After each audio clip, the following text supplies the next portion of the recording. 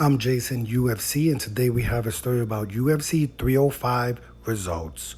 Dricus du Plessis defeats Israel Adesanya in the UFC 305 main event by a rear naked choke in the fourth round.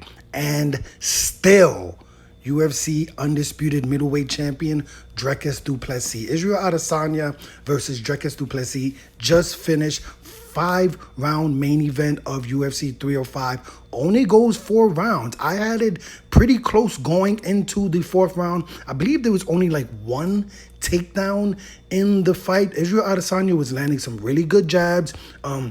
Dricus du Plessis was landing a few nice outside leg kicks. Israel Adesanya switching from orthodox to southpaw, Israel Adesanya caught Dricus du Plessis with a really nice spinning back elbow. It didn't really seem to faze Dricus du Plessis much. And then in the 4th round, Dricus du Plessis catches Israel with 1, 2, 3 consecutive right hooks, puts Israel Adesanya down, takes Israel Adesanya back, and submits Israel Adesanya in the octagon in the 4th round of the UFC 305 main event. Israel Adesanya loses his 2nd championship fight in a row. At the end of this fight, Israel Adesanya and Dricus du Plessis did embrace. They were talking. They definitely seemed like they're on really good terms now. And then Israel Adesanya says that he will not be retiring after this fight. But now we have to wonder what's going to happen with Dricus du Plessis. What is next for Dricus du Plessis?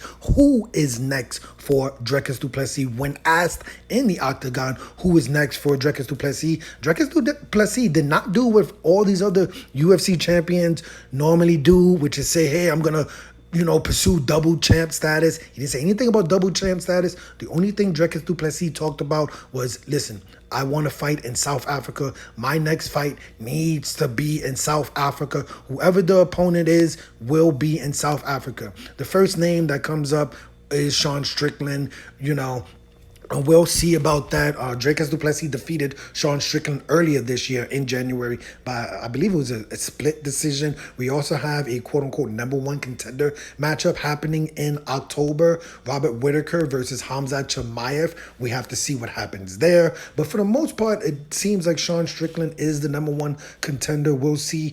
Dricus du Plessis did take some damage in this fight. I don't know if it's enough damage where Dricus du Plessis will be out like an extended period of time. Like I said, Dricus du Plessis did fight twice this year. He fought in January and now he fought in August. So I wouldn't be surprised if Dricus du Plessis fights again in January at the beginning of next year, maybe late February at the latest. But I would be surprised if Dricus du Plessis took like a year off or anything like that. So Sean Strickland probably will be the #1 contender. We'll see what happens with Robert Whittaker and Hamza Chimaev. We're also going to have to see what happens with Israel Adesanya, as he says he is not retiring from the UFC after this fight. But let me know your opinion of this story. I am Jason, UFC, and today we had a story about UFC 305 results.